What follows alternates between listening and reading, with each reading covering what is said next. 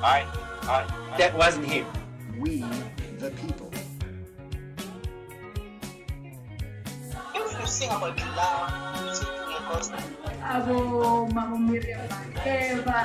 Hey Charles, little boy, and greetings to the audience out across the world. I mean, someone had to need to know when I'm going to wash dishes.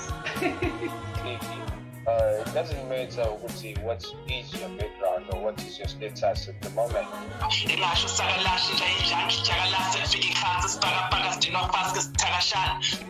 There is nobody who knows you than yourself.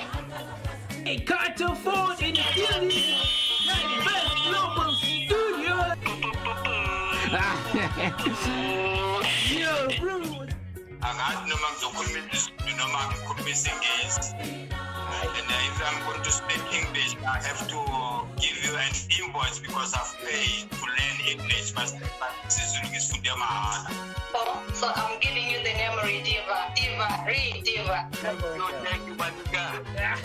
Thank you, sure. Hopefully, my bark is as good as my bite. All the countries around Africa, everybody was black. Even in America, the blacks, they fought for freedom, Yes. but I'm not even there now. Now we need to be saved from ourselves, because as a nation, as a black nation, I see a lot of anger issues from the brothers.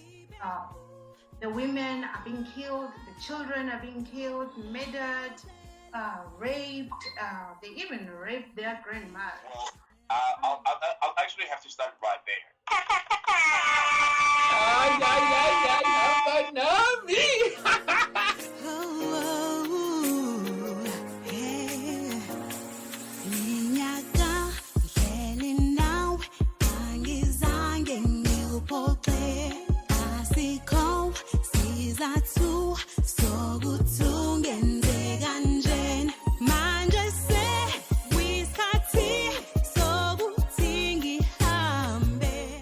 The sound of a 19-year-old kid.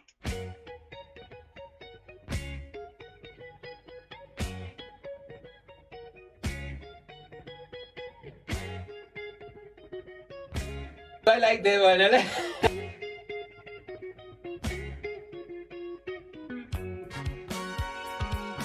Myself acting, and it is more strength and more effort. More TV shows. And the African people. But here we are self-made hustlers. The sound of a 19-year-old kid. Around the world. It's wonder. Music against violence. Jazz, pop. There's a queen in every woman. That was such a powerful message that, oh my God. Like, I don't want you guys to miss out on this one. Gitadeji. See this beauty? It's all in one, man. What do you want? Of being a leader. The sound of a 19-year-old kid. That wasn't him. We, the people. If you sing about love, you sing to your gospel. Abo Mama Miriam Eva. Hey Charles, little boy, and greetings to the audience out across the world. I mean, someone had to need to know when I'm going to wash dishes. It doesn't matter what is your background or what is your status at the moment.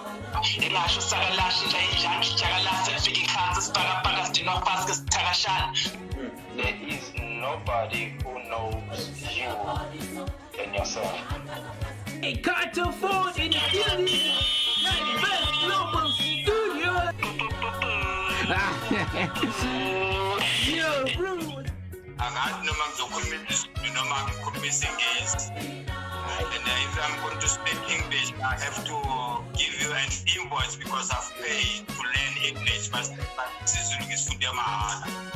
So I'm giving you the name Diva. Thank you, sure. Hopefully, my bark is as good as my bite. All the countries around Africa, everybody was black. Even in America, the blacks, they fought for freedom, Yes. but I'm not even there now. Now we need to be saved from ourselves, because as a nation, as a black nation, I see a lot of anger issues from the brothers. The women are being killed, the children are being killed, murdered, raped. They even raped their grandmother. I'll actually have to start right there.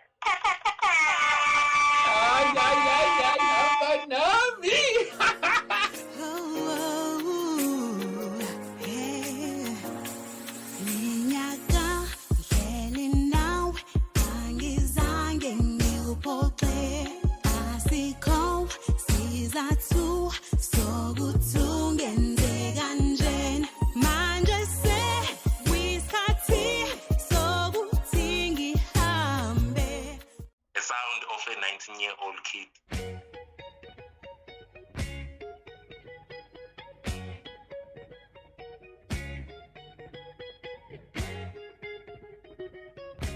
I like that one.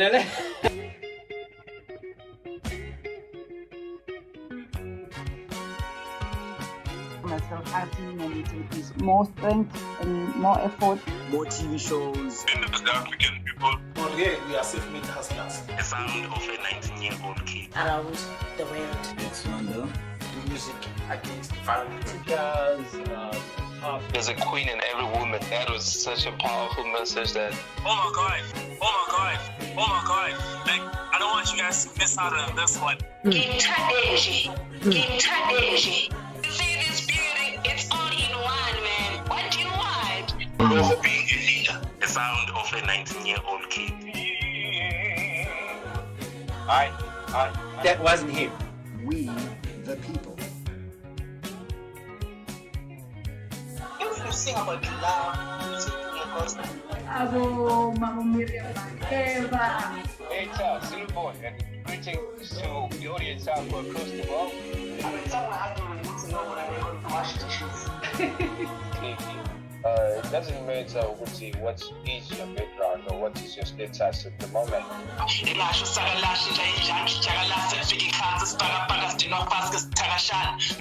There is nobody who knows you than yourself. Hey, Carter Ford in the building. Best global studio. Yo, bro. And if I'm going to speak English, I have to give you an invoice because I've paid to learn English. But So I'm giving you the memory, Diva. thank you, Banuga. Sure. Hopefully, my bark is as good as my bite. All the countries around Africa, everybody was black. Even in America, the blacks, they fought for freedom, Yes. but I'm not even there now. Now we need to be saved from ourselves, because as a nation, as a black nation, I see a lot of anger issues from the brothers. The women are being killed, the children are being killed, murdered, raped. They even raped their grandmother. I'll actually have to start right there.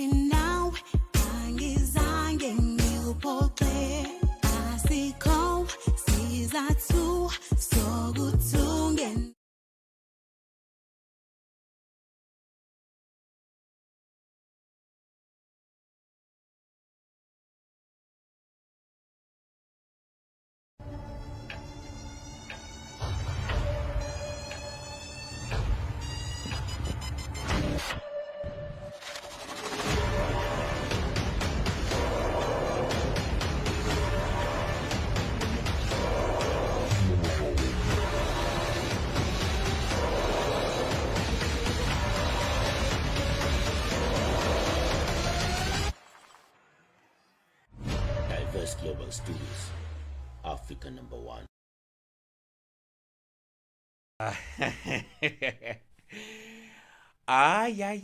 Bathi khuluma nawo bathi sigama kanjani Lungani Gwala aka umfana ka chocolate kid Leo.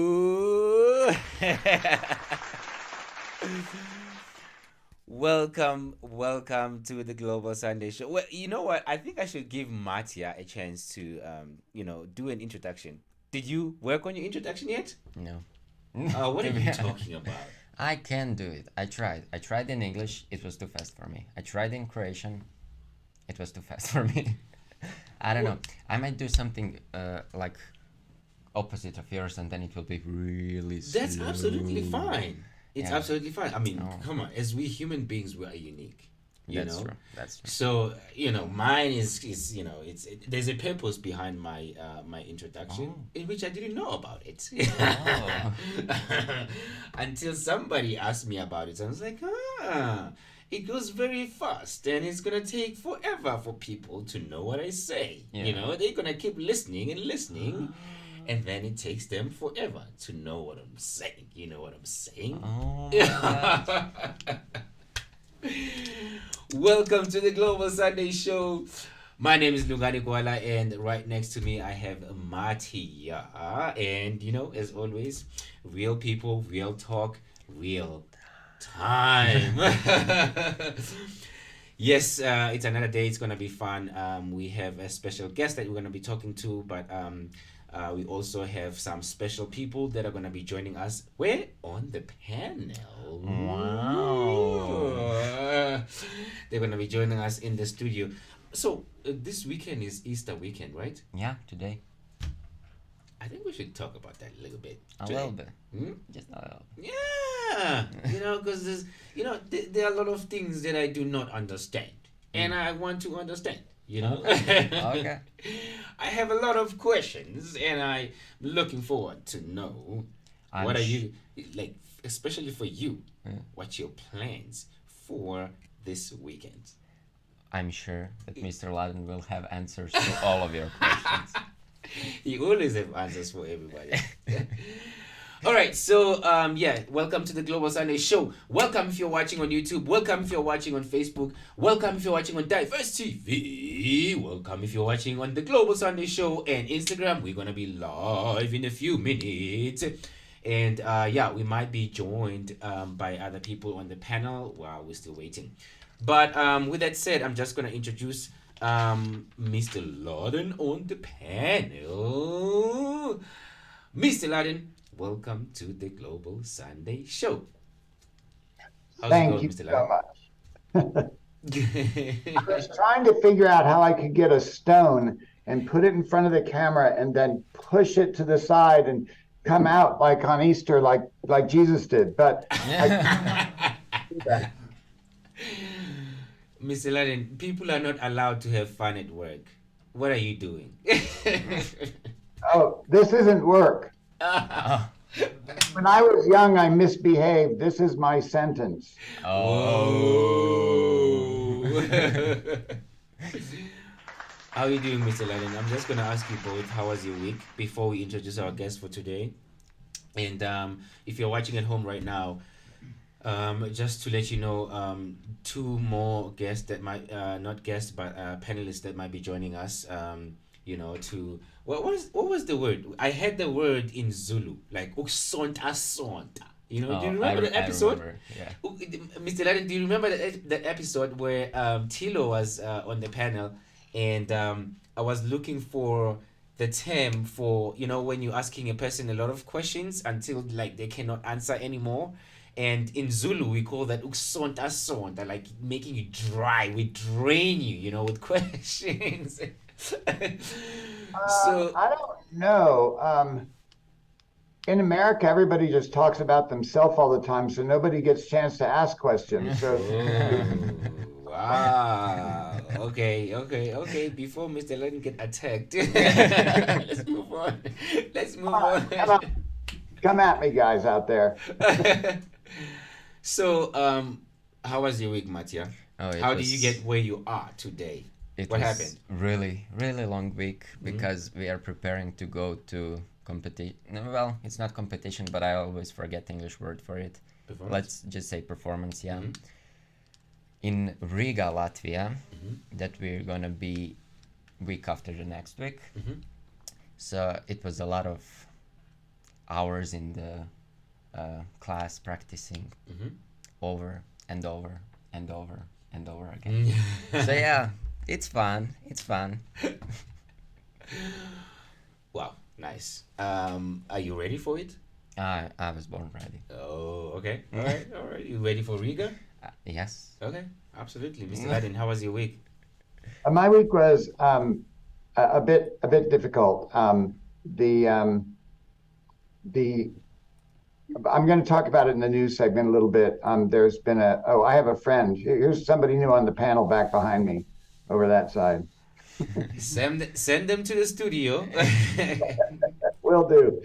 Okay, but no, I started off my week. I had some meetings at a university, and in the university was in a town, and I got an airplane ticket to that town, but I went to that town in the wrong state because I didn't know there were two of the same name 200 miles away. So it started off a very confusing week, and then when I returned on Tuesday, I was actually broadcasting from Bloomington last week. But when I returned Tuesday, the next day we had a situation with a refugee. So it's been a very stressful week, but not stressful like busy. I'm always busy, but stressful just being concerned and being worried and trying to figure out how I can do my part to the most possible to help this refugees and all refugees. And so my mind has been in that this week, like, what can I do differently, or what can I do more to help more? Because there's so many things going on in the world that, and I know that, I have a certain amount of influence and I want to use it to the maximum possible. So it's been sort of like a week of praying and contemplating and thinking and trying to find a more positive, powerful, effective way forward. So and there's nothing better than the resurrection and the concept of the resurrection of Easter, which is today, to make us all realize that we can turn the corner, we can move the stone out of the way, we can find a better way forward. So that's sort of where I am coming into this broadcast today. So it's a very, very good thing that we have the guests that we have, because that will restore balance to the universe from my down place. But anyway, we will reveal that special person very soon. You, Lungani, how was your week? Wise words over there, Mr. Ladin. We're going to take a short break, and then when we come back, we're going to introduce our guest. As always, Mr. Ladin is going to introduce our guest, and we're going to start having our talk. We always have a special guest here on the Global Sunday Show, and if you are watching right now, you are going to get a direction. Each and every time we have a segment or we have a show on the Global Sunday Show, there is a life that get turned around, that changes, that get a direction. There are a lot of people who are lost out there and they're looking for light. And each and every time we're hosting a guest on the Global Sunday Show, there's an inspiration, there is experience that's going to be shared with the public. So I'm looking forward to talk to our guest for today.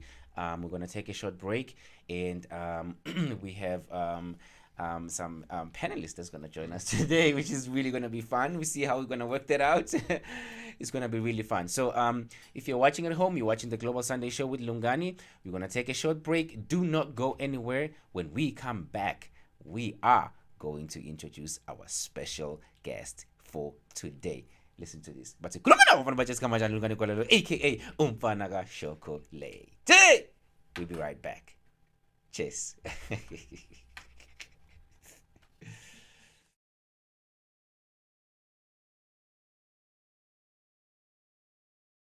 The sound of a 19-year-old kid.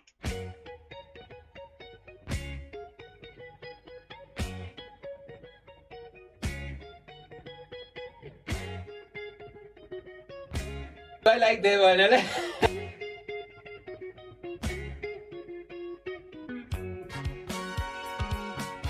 myself acting a little bit more strength and more effort. More TV shows. The African people. On here, we are self-made hustlers. The sound of a 19-year-old kid. Around the world. It's London.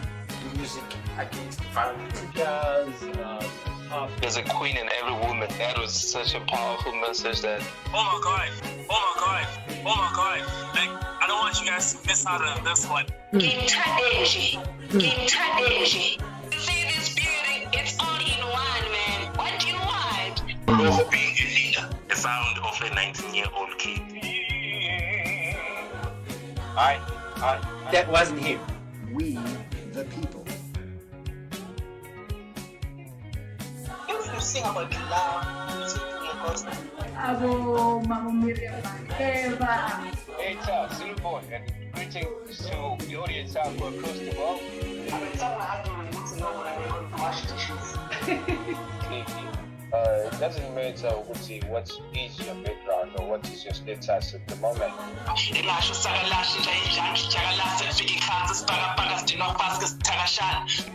There is nobody who knows you and yourself. Hey, Carter Ford in the building. Best global studio. Yo, rude. I got no man to commit singers. And if I'm going to speak English, I have to give you an invoice because I've paid to learn English. But So I'm giving you the name Rediva. Rediva. no, thank you, my God. Sure. Hopefully, my bark is as good as my bite. All the countries around Africa, everybody was black. Even in America, the blacks, they fought for freedom, Yes. but I'm not even there now. Now it was to be saved from ourselves, because as a nation, as a black nation, I see a lot of anger issues from the brothers. The women are being killed, the children are being killed, murdered, raped. They even raped their grandma. I'll actually have to start right there.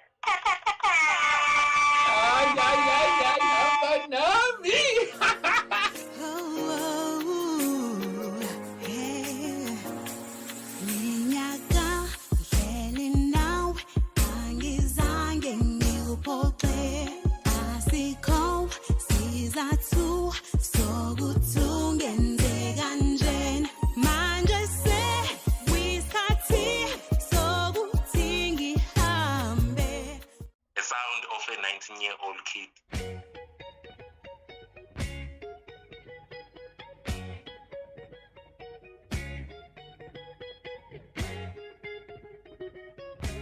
I like that one.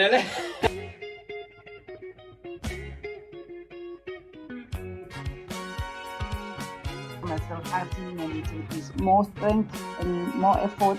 More TV shows. The African people. On here, we are self-made hustlers. The sound of a 19-year-old kid. Around the world. It's London. Music against violence. Jazz, pop. There's a queen in every woman. That was such a powerful message that. Oh my God. Oh my God. Oh my God. Like, I don't want you guys to miss out on this one. Ngithadeji. See this beauty, it's all in one, man. What do you want? Being a leader. The sound of a 19-year-old kid. That wasn't him. We, the people. If you sing about love, you sing to your gospel. Abo, Mama Miriam, Eva. Hey, Charles, Zulu Boy, and greetings to the audience out across the world. I mean, someone had to need to know when I'm going to wash dishes. It doesn't matter what is your background or what is your status at the moment.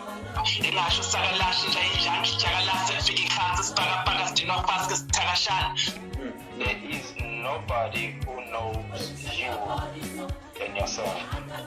Hey, Carter Ford in the building.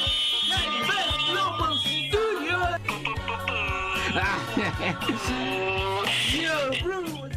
I got no man to commit singers. And And if I'm going to speak English, I have to give you an invoice because I've paid to learn English. But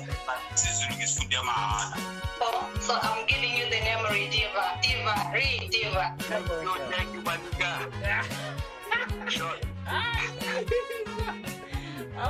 Hopefully, my bark is as good as my bite. All the countries around Africa, everybody was black. Even in America, the blacks, they fought for freedom, Yes. but I'm not even there now.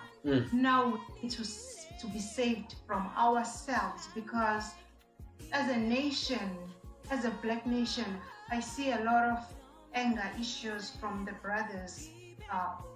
The women are being killed, the children are being killed, murdered, raped. They even raped their grandma. I'll actually have to start right there.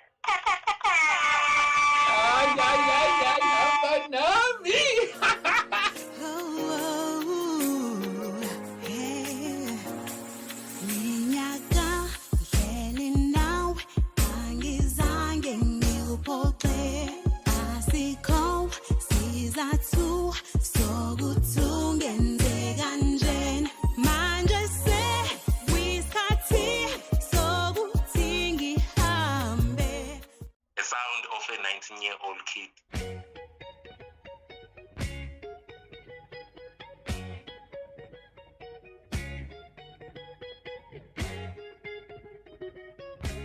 I like that one.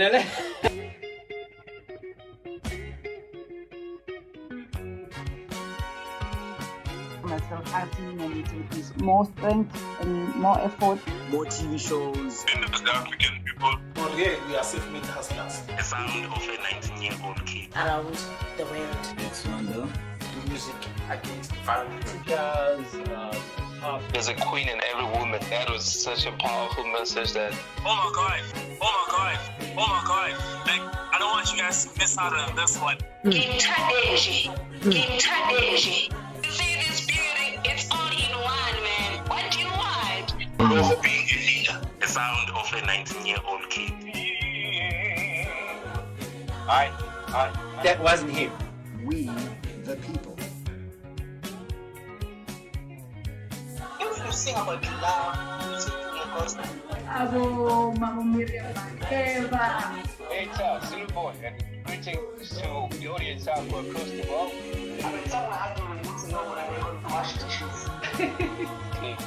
It doesn't matter what is your background or what is your status at the moment.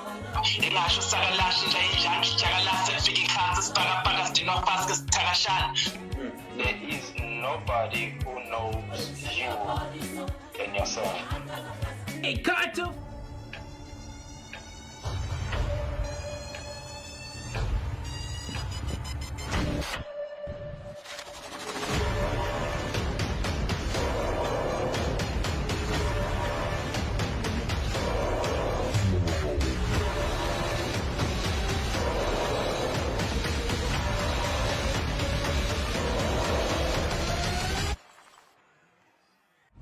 Diverse Global Studios, Africa #1. Welcome back to the Global Sunday. And boy, did things change while you were watching that commercial. All right, so I'm going to go all around here and I'm going to introduce. First of all, starting in the upper right-hand corner of the screen, we have Audrey Lusangwa from Burundi, Africa. Welcome, Audrey. Next to me here, we have the hair director, Daniel. Up in the upper left corner, we have David Pike from Australia. And then below him, but not in any kind of meaningful way below, is Matija from Croatia. So we've got the whole team here. And then there's the bearded guy over in the other corner at the bottom. Now, I just want to say that when Shakespeare first wrote his plays, there are all of these accounts from people's diaries and things about the first thing that happened after a new play was shown is everybody was imitating the comedy and doing all of the lines and the pratfalls of the comedic characters. This is something that you have to really think about as a human being. Life is hard. We have to work hard. We have to eat not just once a day. We have to eat a couple of times a day. We've got to work. We've got to work for the man, whoever that man is. I wish he's man. It'll be a woman someday, but whoever that man is, he makes us all work our butts off. And at the same time, we have family. We have concerns, we have diseases that happen, we have situations, all this stuff going on every single minute of every day for every person ever born.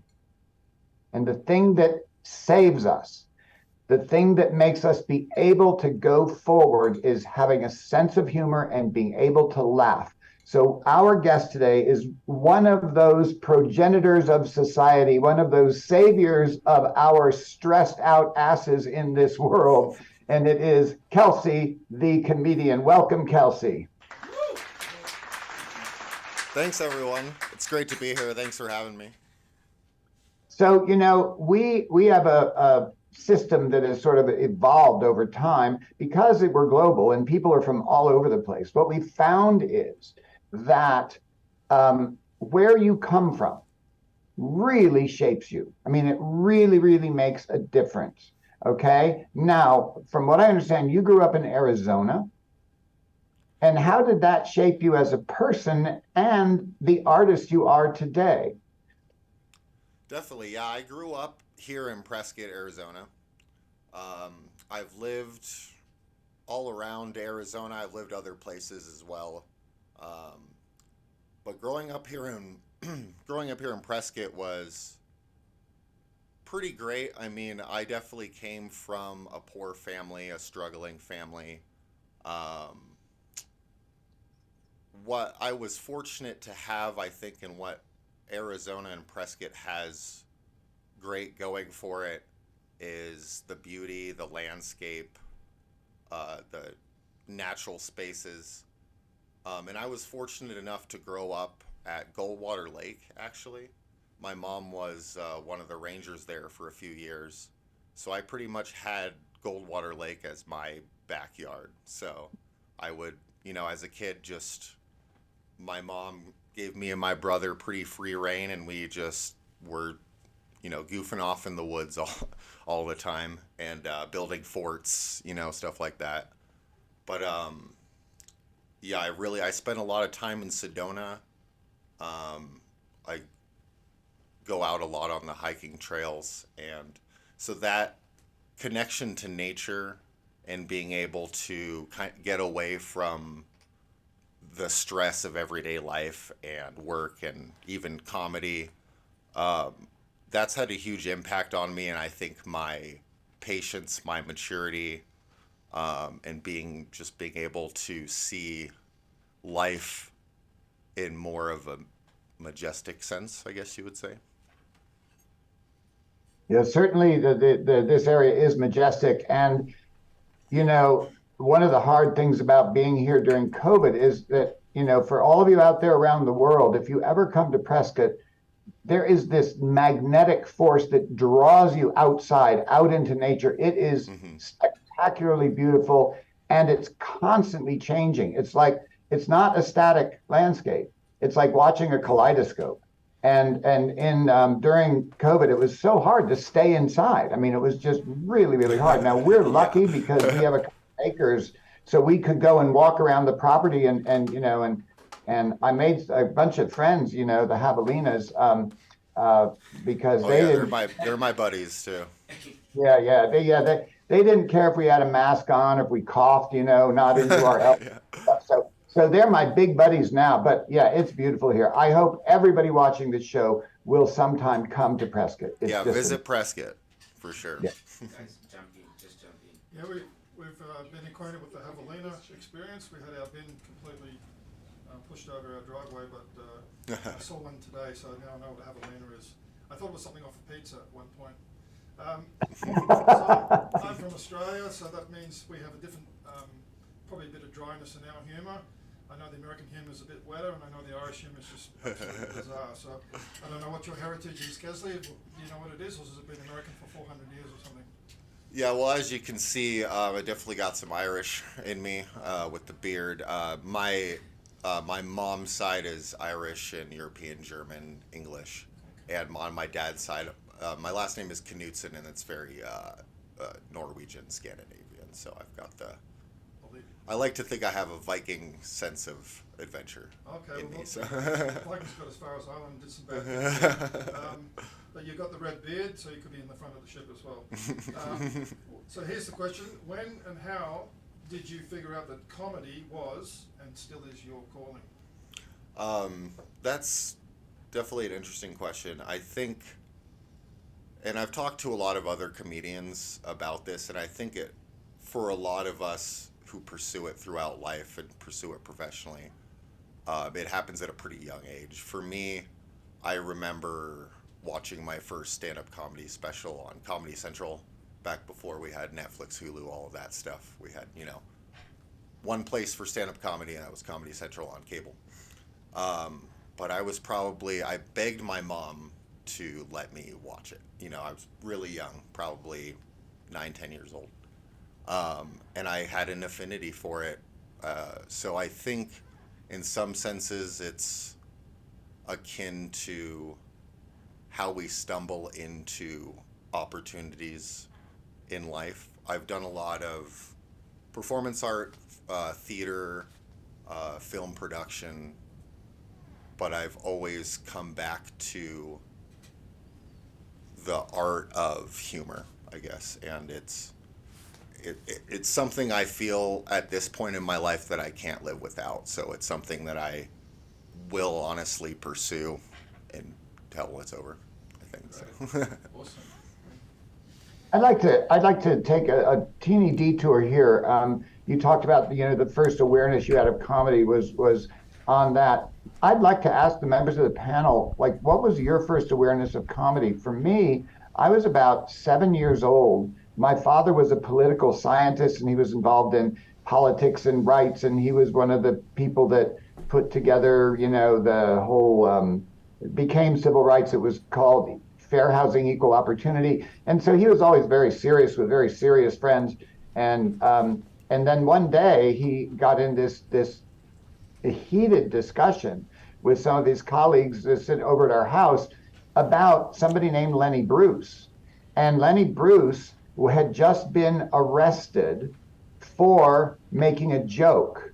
And they were all talking about, how can you arrest somebody for making a joke, And they talked about getting him on one word that he said, and I don't remember what it was. I was 7.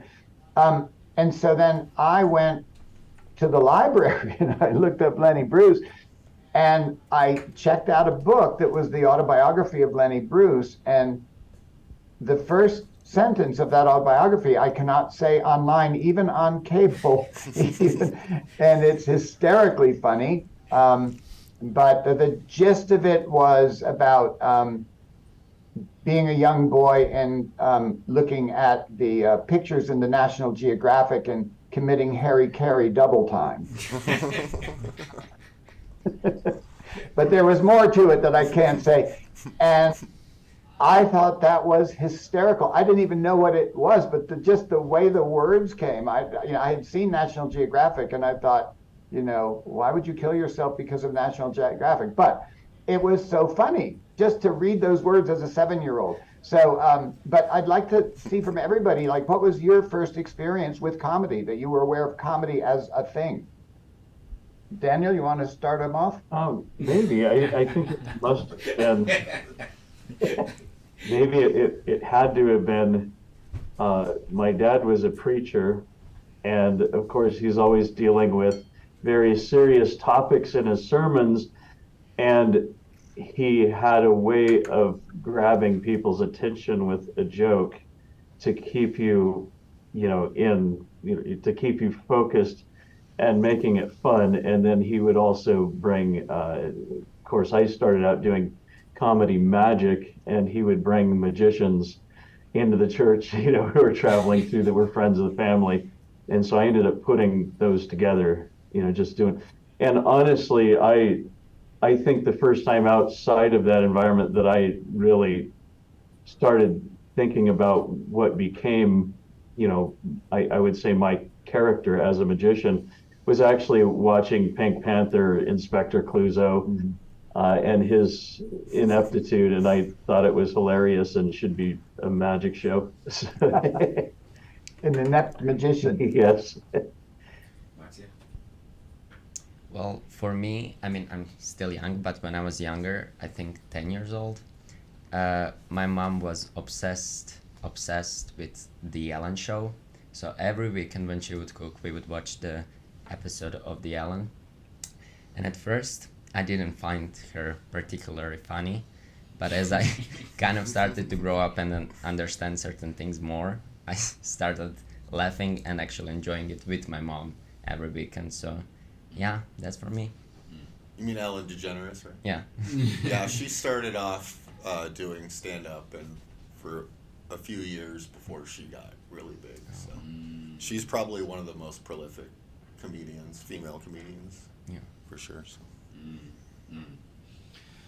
All right, I know we have a lot of questions to ask, and I'm just gonna open it. You haven't said anything. I'm sure you have a question for Kelsey. Oh, good, thank you. That was really impressed to hear the discussions. I'm really impressed by the journey of our special guest, and I know what you are today depends on what you decided yesterday, and I know what you are deciding now will make your future. So my question is, that everything where you are today, it depends on what you saw in your environment, in your communities, and these made the decisions that you have been taking. Yeah.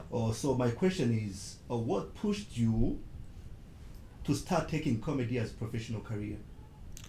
Kind of like I said, I mean, I think I've always just wanted to do it. It's hard to really pin down. I think a lot of it is just I've connected with humor in all parts of my life. It's definitely the class clown. I definitely got in trouble a lot in school. And I find that a lot of comedians kind of have that backstory. They're disruptive.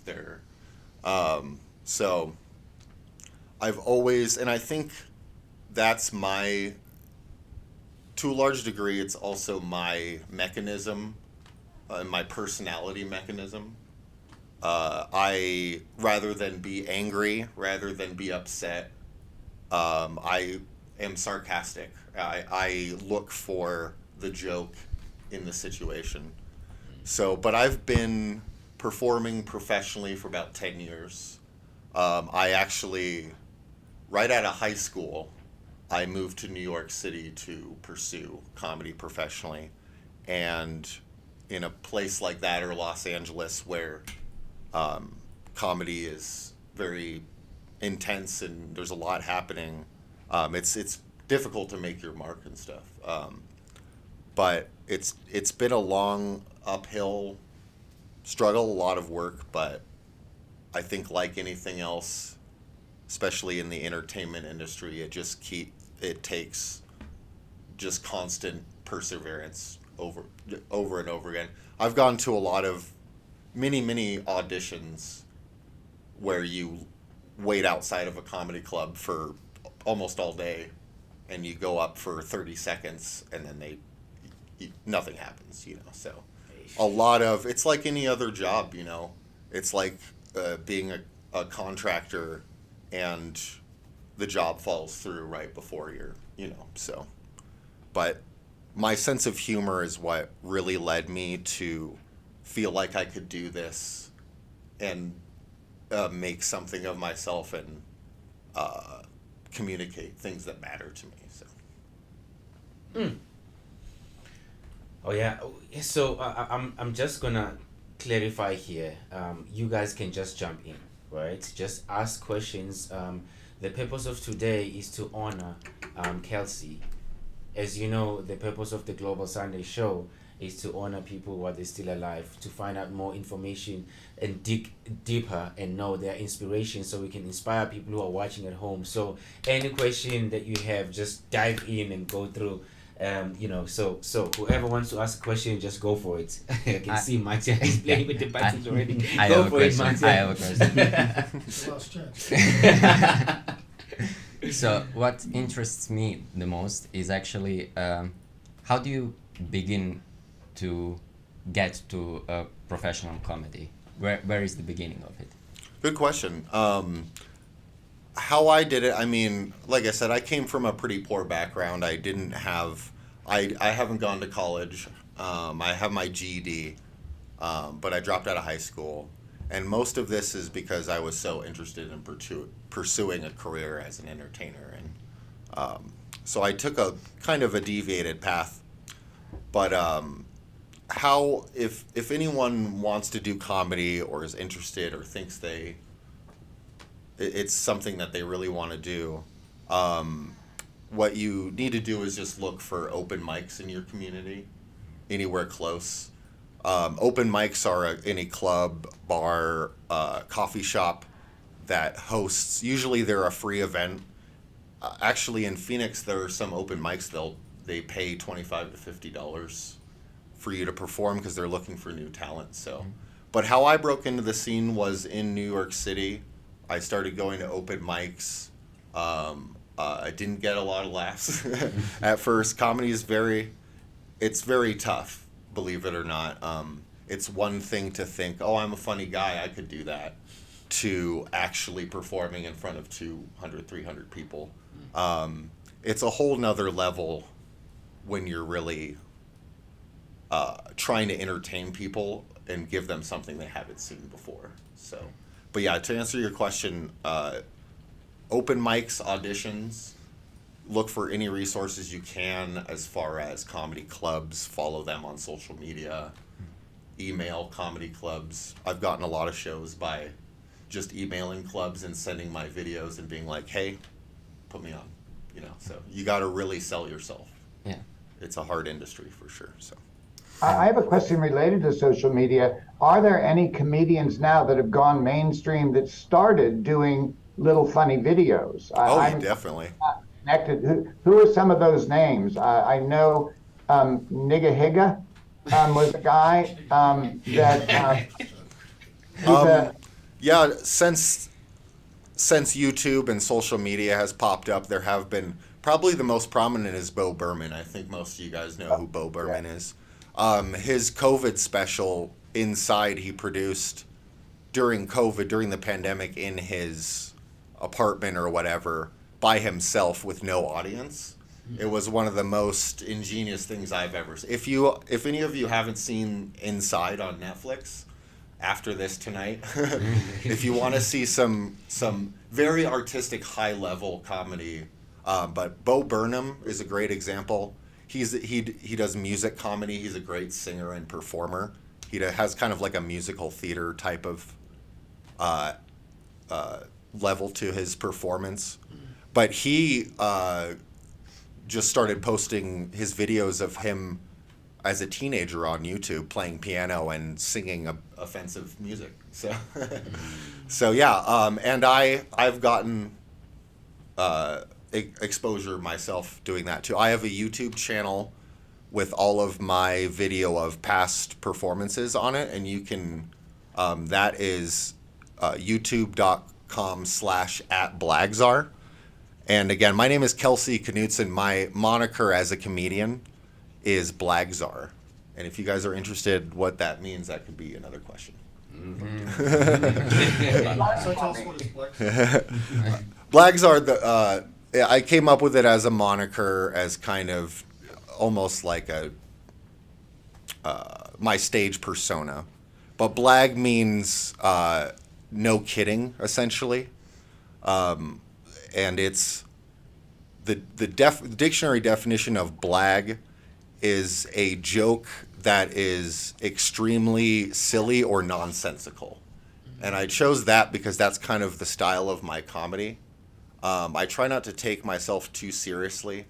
I do a lot of political stuff, social stuff, but at the end of the day, I find that comedy really points out a lot of hypocrisy in things, in society, in people's behavior and psychology.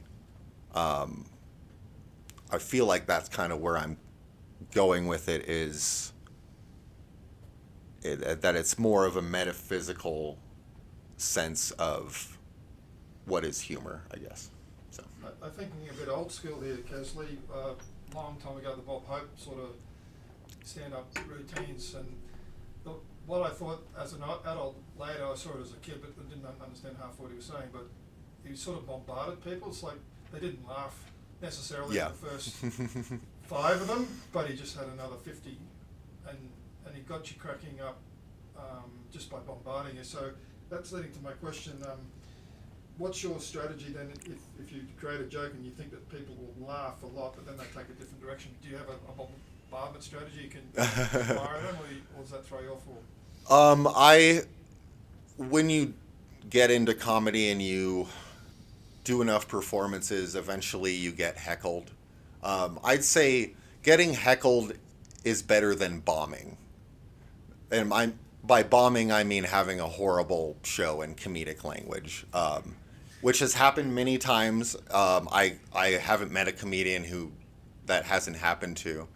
It's kind of like just having a really bad day. I mean, we all have really bad days where just everything's going wrong, one thing after the other. And sometimes, especially earlier in my career, I think as I was just starting out, just no laughs, and that's fear-inducing, With the heckler that you mentioned, I've only seen the live shows in Australia. I haven't seen on the circuit too many, but I know that the comedians in Australia are well armed. So if you did something on stage and a political remark and I heckled you in Australia, they've got so many comebacks, the comedian. So you should never. The first guy that does that, everyone's watching, and then this comedian on stage is just put down left, right, and centre from their hair colour, what they're wearing, the whole. Is that what you have to do sometimes? Or? Yeah, definitely. I mean, and what I've really found, the unfortunate thing about heckling is that, I mean, I'm just gonna be honest about it. I think it's just because people want attention, and that might sound pretty harsh, but. Would you, at any other live performance, be disruptive, or like if someone barged in right now and was like, "Hey, what's going on?" and started like over talking with our interview, would that be cool? So I understand heckling, but I think what it is a mixture of alcohol and just ego, really, and. I don't mean to put people down and say people go out of their way to do that, but usually it's only with hecklers. Usually it's the same person in the audience causing an issue. It's not the whole audience turning against you, So, but it's a great question, and I've really found to be very relaxed about it, not take it too seriously. I try to listen very carefully and see exactly what they're trying to say. Are they saying I'm not funny? Are they saying they don't like the content of my jokes? But my biggest comeback, I think, is, so as a comedian, that's my job. I get paid to do it. That's how I earn a living and stuff. And so it's funny to me that people will come and criticize my job, but they're like not a coworker, It's like, so I often will, if I get heckled, I'll be like, "What's your job, sir?" And they'll be like, "Oh, I'm a butcher. I work at a meat shop." "Okay, can you murder that cow for me, please?" So I'll try to be witty about it, but I think if you have any advice about hecklers, if you're a comedian, you don't want to alienate your audience. You don't want to be overly aggressive to people. You want to turn them to your side, to your favor.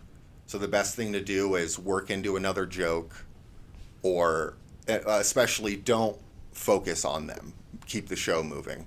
Say, okay, sir, like I understand. You and your wife are probably having a bad marriage or something, and move on. Don't, because if you fuel the fire, then they're just gonna keep clapping back at you. So I don't want to dominate the panel here. I just got me thinking. It's a great question. Do you remember the movie actor? He's retired now, Paul Hogan from Australia. He was in a movie called Crocodile Dundee or something. He was auditioning. He watched a very harsh show in Australia called New Faces, and there was a talent quest. And he thought he'd go on the talent quest to get known and try his luck as a comedian. But he studied the judges for about a few months and wrote down a lot of comebacks, because he used to watch the auditioning artists and presenting artists getting basically slashed or sledged. Sledged. Yeah. And so what he did was he had everything ready. He was very, very well prepared, which I'm sure all comedians are very well prepared. And of course he did his performance, and of course the judges started climbing into him. And what he took over the show, because as soon as they said something a bit rude, he had a comeback for them, and that's how he got his fame. He basically destroyed their panel. Yeah. So it was reverse. Anyway, that's from me. So I toured a show based on comedy for 14 years, and we had a song in the show. It was a song, singing and stuff, but it was a lot of fun, funny stuff, and it was a drag show, and the Australian audience had a lot of hecklers, man. But we had a song that was called Busy Dick, that's about somebody who is, like prolific in having encounters with others, sexual encounters, and that kind of thing. And so what would happen is whenever somebody would persistently heckle, the band would start, and the first words in that are, "You're the perfect man of my dreams. Everybody would love to take you home to mama." And it goes on, and then it turns into this up-tempo country hoedown. Busy dick, you're a prick, you make me sick, because you're a busy. And then we get them up on stage and get them dancing and everything, and they'd end up being sort of the celebrity of the night, like the most persistent heckler. And that's what we used. But Russell Brand recently, there has been an analysis of his responses to hecklers, 20-minute documentary on just the unbelievable adeptness he's got at dealing with it. And that's another thing you can look up on YouTube, Russell Brand comebacks to hecklers, and it's just like this 20-30 minute. Check that out. Yeah, it's great. So comedy is the greatest thing that humans have produced, I believe. And putting a smile on somebody's face is incredible. It's so easy to get a lot of other things on people's faces than smiles, but it's also really hard when it is, so, the world is in a dark place right now. So how did you find yourself in that, having that job to keep people going, to keep people laughing during the hard times, and what has that done to you in your life? How has it changed you as a person? Yeah, it's a great question. I feel like that's Lungani. You wrote these questions, right? Who wrote the questions? People. Who wrote the I feel like questions? you wrote this question specifically for me. It was people, Audrey, and myself. Oh, okay. 3 of us who wrote the questions. Yeah. No, this is a good. But the main man is Audrey. So we're going.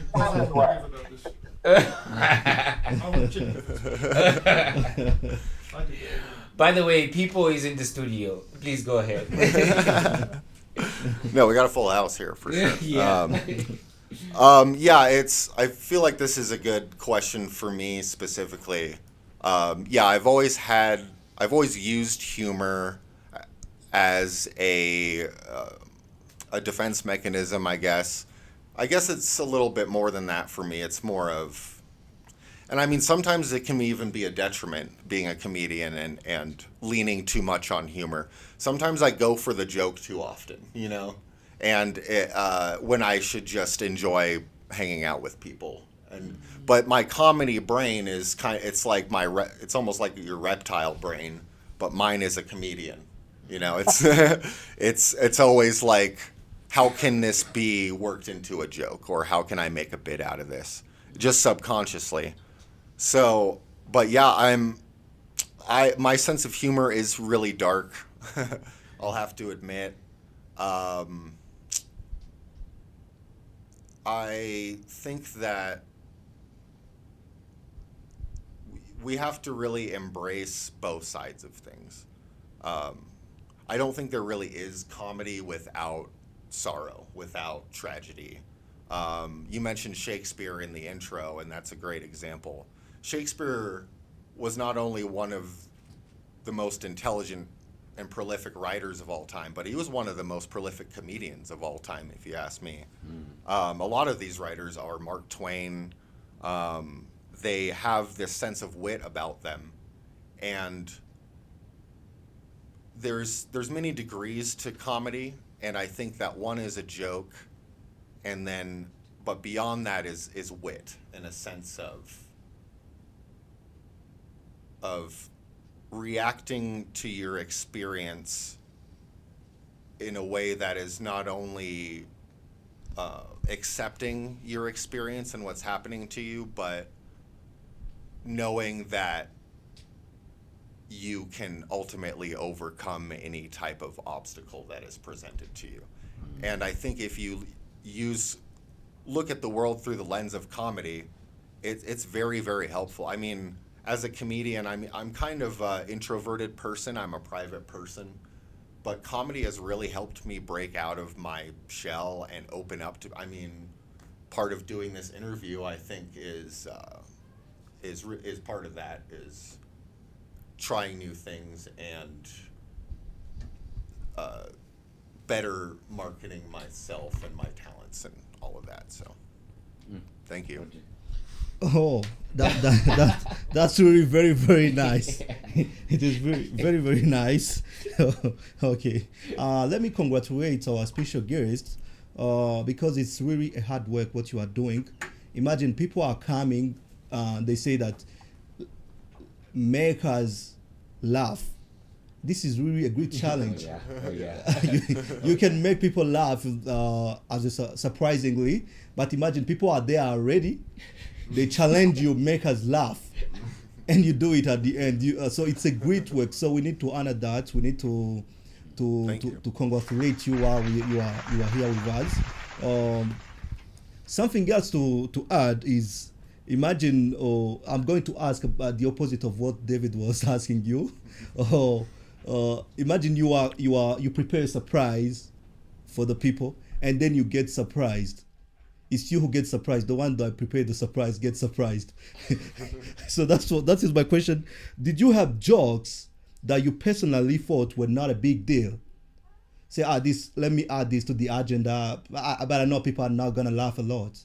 And then you get surprised, get the audience enjoyed it a lot. Or maybe you improvised to the audience, or you have a comment on something that happening in the real moment, and people enjoyed it more than what you prepared that you thought it's going to be a big deal. Yeah, that's a great question, because I find that that's actually pretty prevalent in stand-up comedy. When you do a lot of shows and you're a touring comedian, mostly you'll go to different clubs and you do the same set every night. So it's kind of like going to see a play. You know, they do the same movements, the same lines and everything. So comedy is very much a performance art, and so you get very used to anticipating how people are going to react. And I've worked on certain jokes that work 100% of the time, all the time, you know. So I usually go with those jokes. But yeah, it's interesting. It's definitely it's a skill and it's a talent, I would say, because it's not just being funny and it's not just telling jokes. That is the ultimate objective, isn't it? To make people laugh, you know, because I love TED Talks, right? And a lot of TED Talks have comedy elements and they're funny and stuff like that. But there's a difference between, I would say, stand-up comedy and a seminar or a talk, in that ultimately, if you're not making your audience laugh, then you're not exactly doing your job right, you know? Because that's what they're there for, you know? You're not going to make them cry, obviously. So, I mean, I could, but I think that would be a different form of art. Unless they laugh until they cry. Unless they don't laugh, and then they're going to cry. I'll say that. So, but yeah. Have you ever done a eulogy? Ooh, that's, maybe I should consider consider that. That would be interesting. It'd probably have to be for a comedian, a funeral. What was the comment from David? Just asked Kelsey if he's ever. Have I done a eulogy? Oh wow. No, I've only pretty much done, I mean, I've done a lot of weird open mics. You'd be surprised. Some have been at people's houses, you know, but those are often the really fun ones, you know, the more underground stuff. Yeah. But yeah, it does, to finish up your question, it does, I have my jokes are very, very pre-written, predetermined, but I will continuously use improvisation.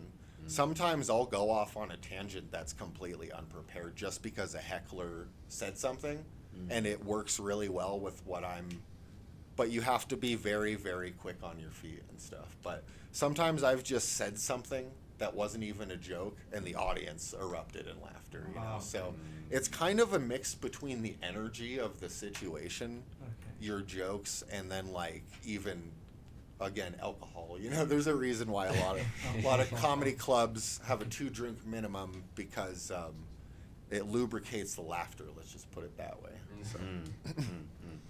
I went to a comedy show once with Eddie Izzard, and it was in Poughkeepsie, New York, at the Bardavon Theater, and I loved Eddie Izzard. And then about a quarter of the way in, I realized he's testing jokes on us. He had a pad, and he would like ask it, and then he'd say, "Oh, that okay, that," and it was like, and at first I thought it was part of his shtick, that he's being funny, but he was not there to entertain us. He was there to test his material for a bigger, better venue, and I found that really insulting, but also very funny. What do you say to that? Was he funny? Yeah, was it a good show, it was or funny, but then he'd say, "Oh, that really worked well. Okay," and then he'd say another joke, and it wouldn't, and he'd say, "Okay, so I'm not going to use that one in the next show." And like it was like we were his rehearsal audience. That's funny. Yeah, I do that at open mics. It's pretty routine for comedians to do that. If it's a smaller open mic and there's 3 people in the room, you know, what are you going for, really? So yeah, I'm lucky that fortunately I don't struggle with comedic writer's block too much. The floodgates have opened, really, and I usually work with my phone. I have, you know, like a notepad, and whenever something I find is remotely funny, I just put it in. So, but yeah, it's especially at these open mics, you'll try stuff you think is, you know, killer, and crickets, you know. So it doesn't. I think, and that's why I think it's important to, you know, recognize that humor is very subjective and stuff. What I think is hilarious, you may think is really stupid. So, and it happens. But usually, you know, if you know what you're doing, you can make a whole completely diverse room of people from completely different backgrounds. That's why comedy is so prolific and great to me, is because it unites all of people under one concept, having fun and laughing.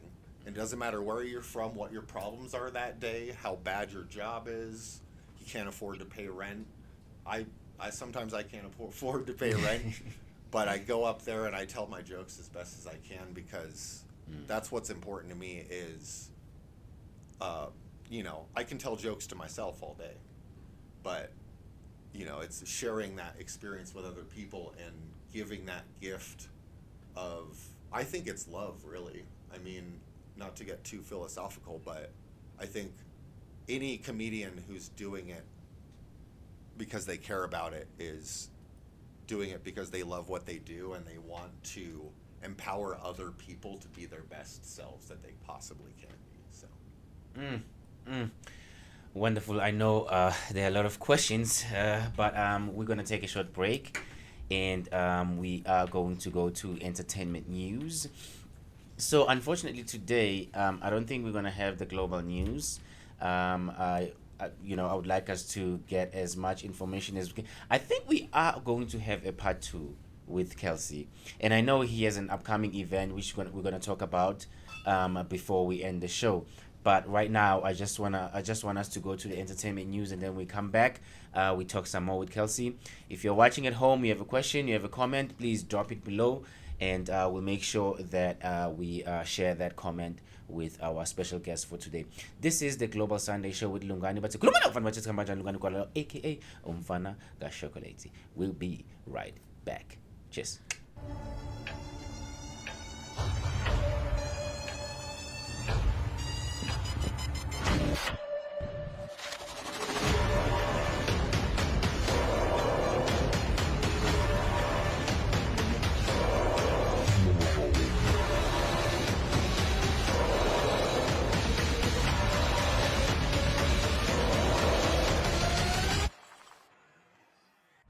Diverse Global Studios, Africa #1.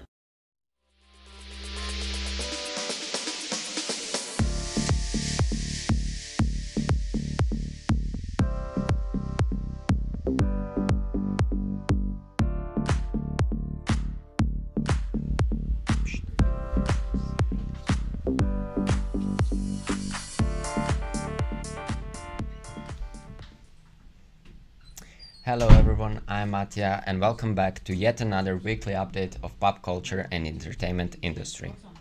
This week we are starting with palace drama. Prince Harry was furious at King Charles III after he decided to execute Meghan Markle from the royal family payroll. The decision was made soon after the Duke of Sussex revealed his plans to marry the American actress. In royal correspondent Robert Jobinson's new book, Our King, he described the interaction between Duke, his brother, Prince William, and their father. "Are you sure, Harold?" the Prince of Wales asked his brother.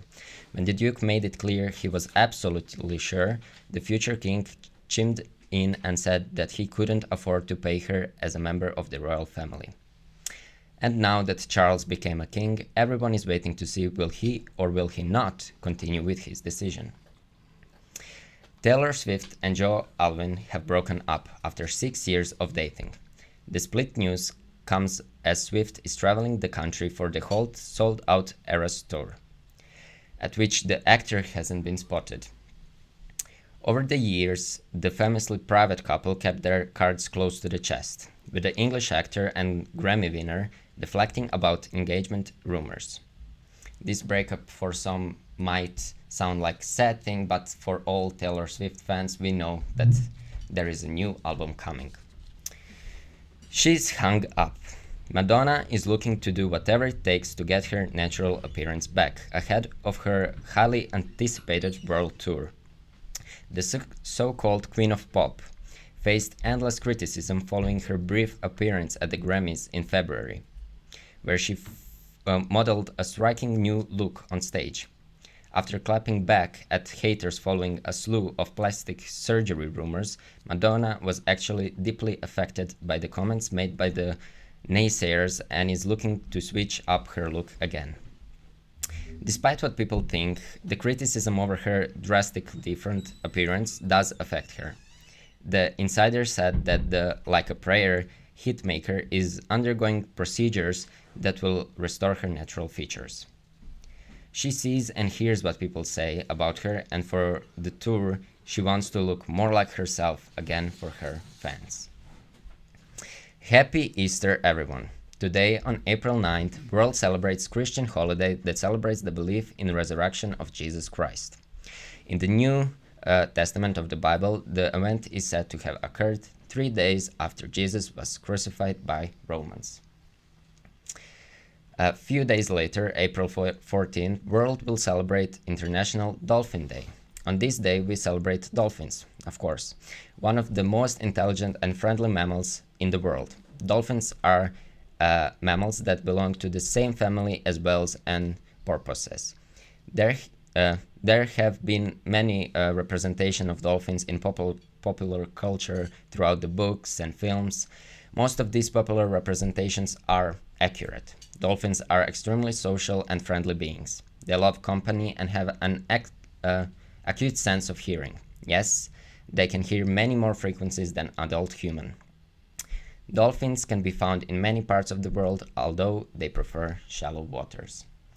That's all from Entertainment News for this week. My name is Mattia, and if you're in need of weekly tea, make sure to tune in next Sunday.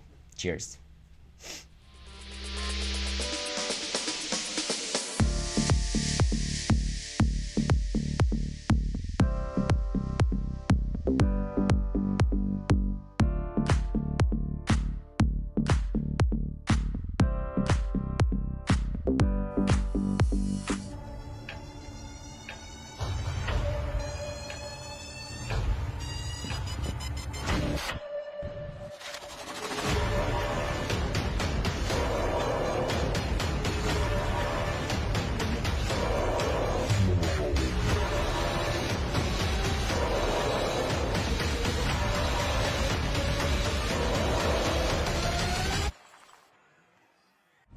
Diverse Global Studios, Africa #1.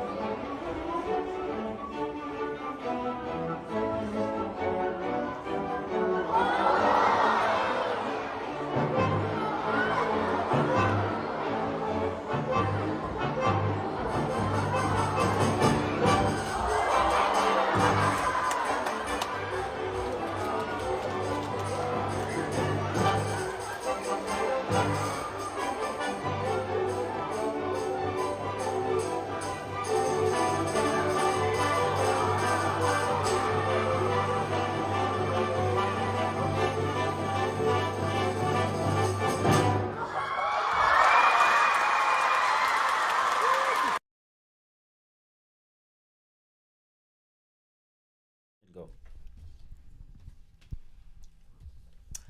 Missed. You don't want to know. But Lungani Gwala, aka Umfana Chocolate. You don't want to know what happened. I put Mr. Rusangwa on spot. I said, Mr. Rusangwa, do you want to welcome us back? And he was like, I hope you do not hate me for that. No, I love you.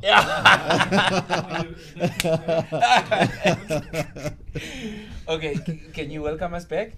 Okay. Oh, thank you. Welcome back in part 2. Let's go on. I was laughing for the entertainment news. I was just laughing because something also happened similarly happened to Africa, to Kenya, Nairobi. You know that it's Easter Day, and someone called himself Jesus in Nairobi, Kenya, and he has a church. So people. People waiting for him. They waited for him, say, let's wait for the Easter day. So this Friday, people came and want to crucify him.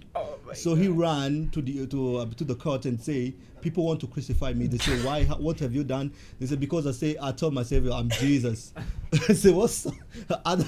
So I mean, many people on Twitter was saying, so what's wrong? It's your mission. If you are Jesus, it's your mission. Just get ready.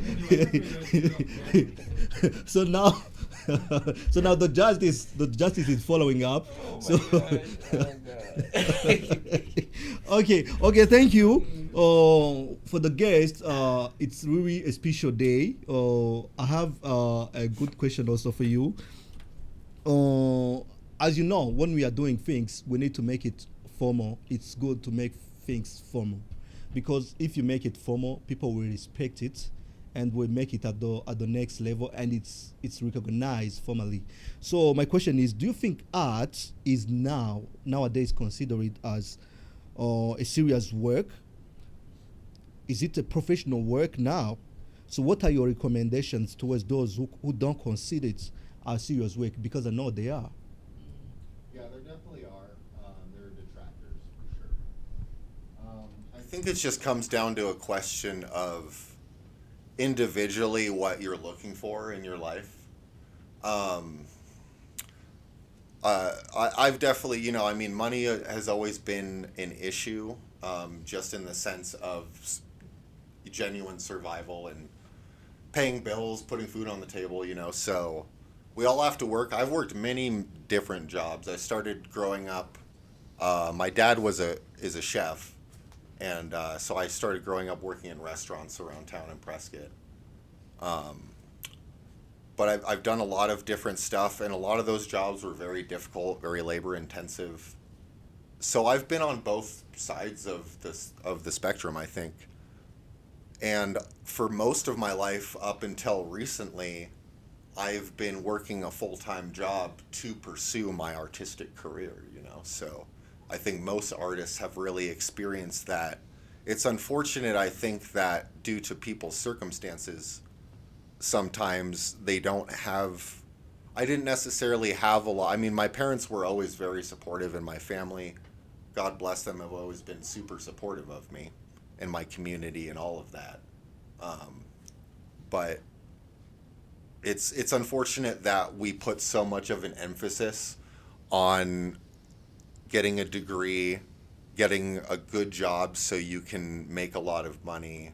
I remember in high school we had people come in and they would say that they had that list, and it would say, here's how much money you'll make if you get this degree. And it was all broken down systematically, like, this is what you need to do to be a professional in society. And I think I always kind of rejected that, to be honest with you. And it's been a difficult road, but I think that for me personally, in no way is there a separation between professionalism and artistic creation. I think they go hand in hand, and I'm so very thankful and fortunate to be able to be doing this and putting this show on in my hometown at this amazing venue. And so I think if I had any advice, I'd have to say, to me, the only pursuit worth going for is the one that it's not about money or success or fame or celebrity. It's just about joy and happiness to me. And every time, even if it's a bad show, every time I get on stage and do stand up, it's a profoundly fulfilling experience for me. So I can't think of any, professional or not, that's how I want to spend my time and live my life. So to me, I'm a professional in what I do, 100%. So. Wonderful, wonderful. Okay, you mentioned something about creating an event here locally. How about we touch on that before we close the show?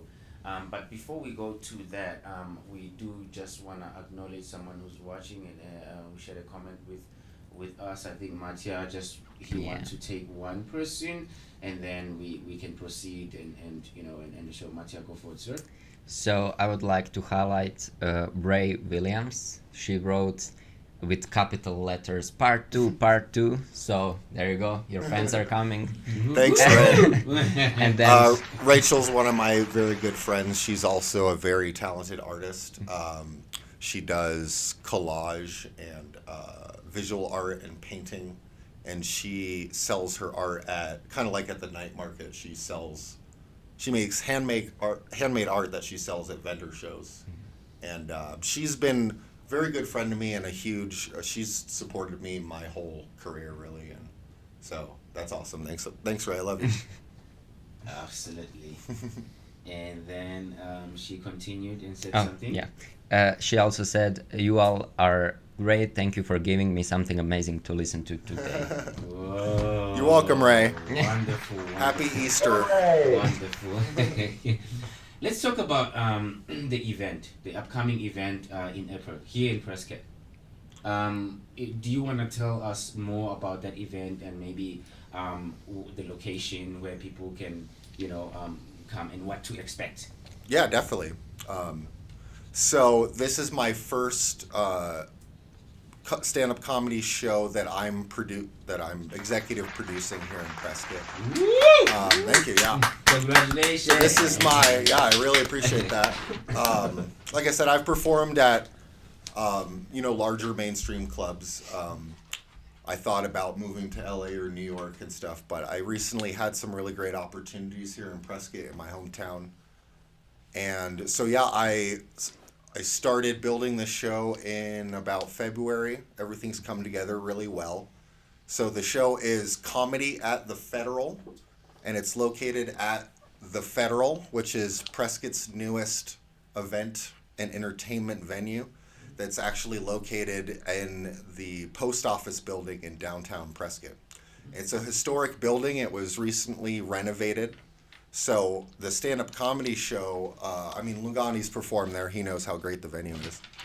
The comedy show is going to be they renovated the grand courtroom that used to be the old courthouse. So I'm going to be telling jokes where the judge used to give out his sentences. So I'm pretty excited about that concept. It's Comedy at the Federal. It's coming up here in almost 2 weeks. It's going to be Friday, April 21st. The doors are at 7 p.m. and the show should start around 7:45, 8-ish. Let's see. My company that is putting on the show is Granite City Comedy.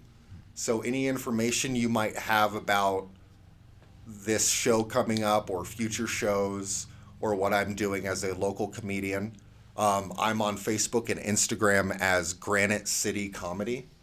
And that Granite City actually is one of the original proposed names for Prescott before they named it Prescott. So that's where that comes from. I like to think of Prescott as Granite City myself. That's at the Federal again, April 21st, 7 p.m. The Federal is at 101 West Goodwin Street in Prescott, right downtown. And I have pre-sale tickets available. I'm selling tickets really fast. We still have some available, but get your tickets right away. So, and you can get tickets, pre-sale tickets are $15 on Eventbrite, and you can find that at granitecitycomedy.eventbrite.com. And if you have any questions or anything like that, again, social media at Blagzar or at Granite City Comedy, and you can email me as well at granitecitycomedy@gmail.com. So sorry that was a mouthful, but I think I touched all the bases there. Yeah. Bathi khuluma ufana bathi singamajani Lungani Gwala lo aka mfana ka chocolate. We are going to be posting more information about the event. If you want to find out more, do follow the page on Facebook and Instagram as well. Because that's where we can be able to post photos and stuff like that. Unfortunately, I think we have come to the end of the show. And I'm gonna give everybody 60 seconds to say their last words. So we're gonna start with Mr. David Pike. We're gonna go to Mr. Daniel. We're gonna go to Mr. Rusangwa. We're gonna go to each and every time we get to this part. I always laugh because Matia always says I don't want to talk after Mr. Laden. True. So I'll make sure you talk before Mr. Laden. So it's gonna be Matia, Mr. Laden, and then of course our special guest for today. What are your last words for today? And please, when you say your last words for today, for a person who's watching at home, could be a young person, older person, a person who wants to achieve the stuff that you have achieved in life, just inspirational words. So I'm gonna start with Mr. Pike. What are your last words, Mr. Pike? such is life. See? Those in the know. That was Ned Kellyism. He was about to be hanged in Melbourne. No, a real pleasure to be in situ in Prescott. Real pleasure to meet you, Kelsey. I always say come to Australia because we need a laugh down there as well. We won't have to do too much, and I'm sure there's plenty of ammo for us. I'd love to someday. Yeah, I've got to get the hang of the American humour. I'll probably laugh, probably the last person, but no, I'll pick it up. But I like the only point I wanted to make. I find myself laughing, and I think that's one of the tricks of the comedic craft is that people laugh heartily when there's a truth. There's actually truth that you're spilling out. So it might be about a political statement or a politician, and you say something that nobody can say. But like in the medieval times, the court jester can dance around that and say, you look funny and fat today. The other guy goes, that's you, how it you used look to funny go and fat down. today. He's off with his head. So because it's the truth, because it's the taboo, we can't say it, but you guys say it. So thanks for bringing that into the planet and a bit of reality check and for mental health. There you go. Appreciate it. Wonderful, wonderful. Mr. Daniel, you are next. I guess the only thing I have to add is that that humor is something that makes life enjoyable even when it's otherwise not. And people need to, if you don't have a sense of humor, if you find yourself being offended when people are telling jokes, maybe work on seeing things from the funny side of it, even if it's dark humor, so that you're not, so that you just, it lifts your spirits. It makes life better. If the arts do that on their own, but comedy is a special thing where no matter what is going on in life, if you can find the humor in it, if you can enjoy other people who have found the humor in it, it makes life just so much better. Well said. Wise words there from our director. And next we have Mr. Rusangwa. Okay, my last word is the smile enriches someone who receives it without impoverish the one who gives it. So I would encourage everyone to try to provide joy to someone else. As we see, Kelsey is a joy provider. So you cannot find joy in Walmart or Costco, but you see in the show, then come and you will find what you need. So I encourage everyone to make your neighbor smile. Thank you. Awesome. Oh, wow. Wow. Wonderful. And next we have Matia. Yay. I would like just to say, stop hating other people, especially today online where everything is online. If you don't like somebody's joke online, don't hate it. There is 10,000 other jokes you might hate. You might like one of them. You hate one of them.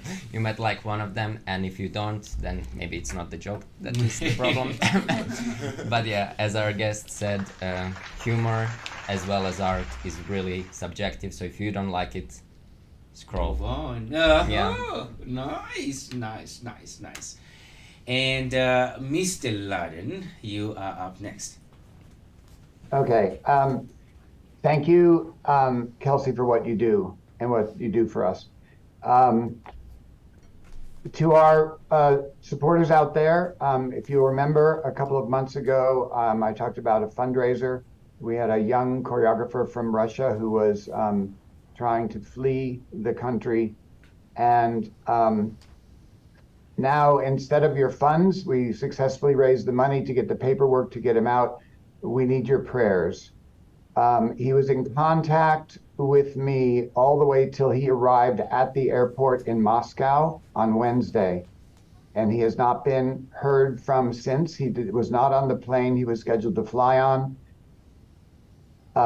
We do not know what happened. We don't know if he's been detained. We don't know if he has been sent to be in the army to be cannon fodder.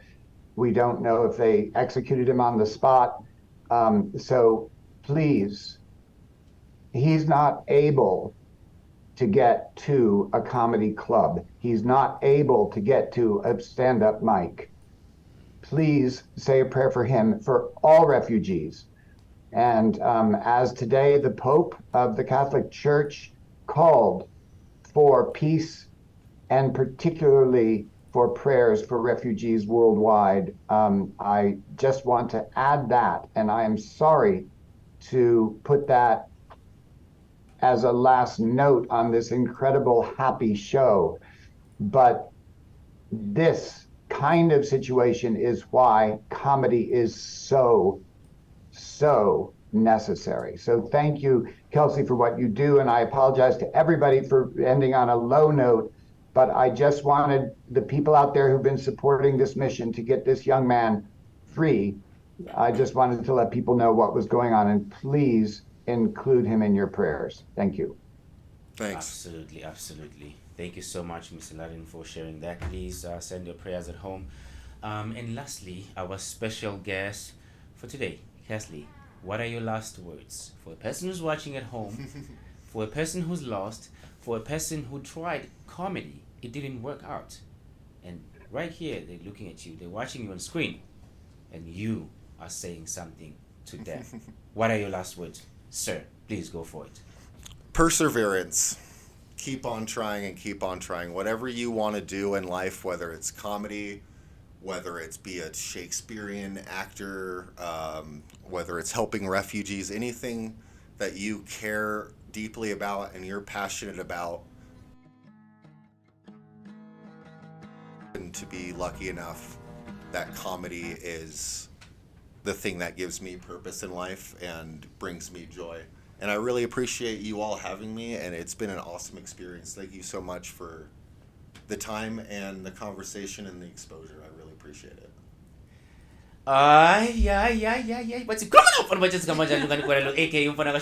Thank you so much for joining us on the Global Sunday Show. Thank you so much, Kelsey, for being here with us, spending time, sitting down here, talking to the people and sharing your experience. We really, really appreciate you. We honor you while you're still alive, and we wish you nothing but the best. And we are going to be in your show in a couple of weeks to come, and we are going to be having you here before your show so you can say more about the show, where people can get the tickets and the directions.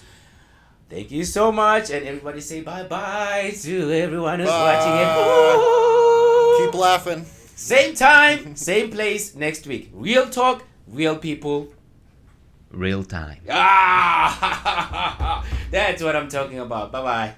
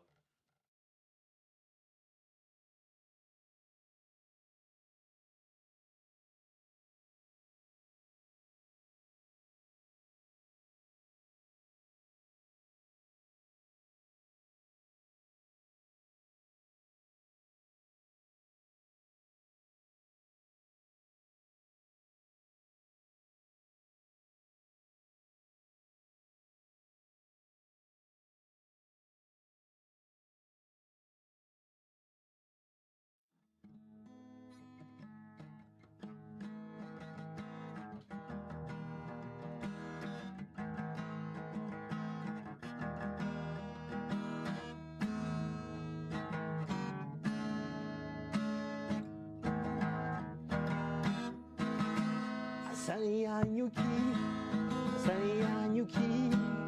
Yasuri kama sariyanyuki, 혼자 sikia 참사나 wana Yesu niye sariyanyuki, dawayaroho, Yasuri kama dawayaroho, 혼자 sikia 참사나.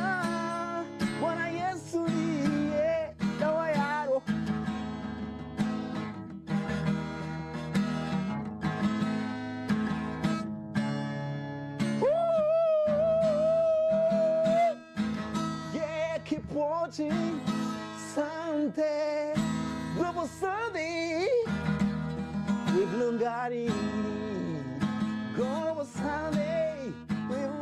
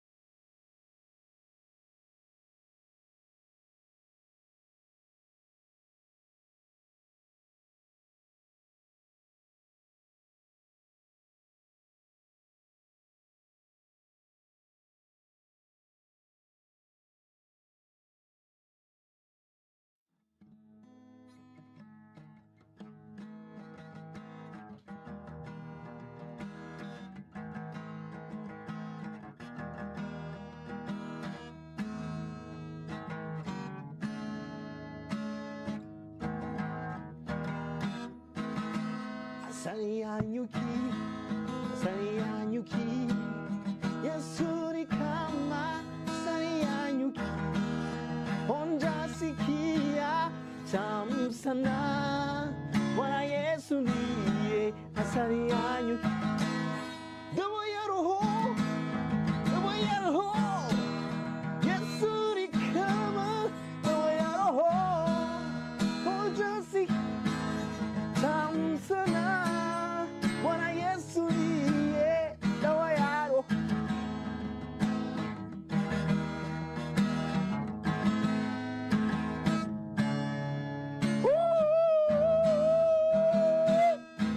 Yeah, keep watching someday global Sunday with Lungani.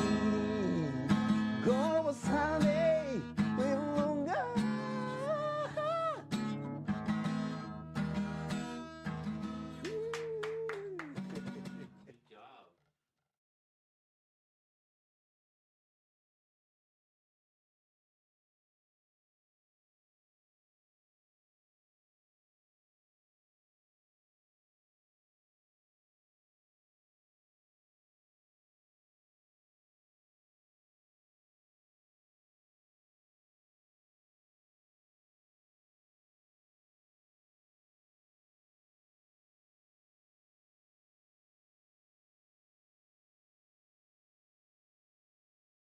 The sound of a 19-year-old kid.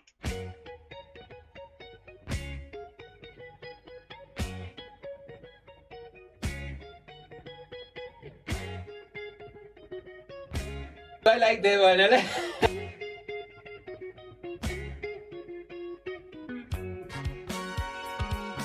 myself acting and it is more strength and more effort. More TV shows. And the African people. But yeah, we are safe mental hustlers. The sound of a 19-year-old kid. Around the world. It's Wanda. Music against violence. There's a queen in every woman. That was such a powerful message.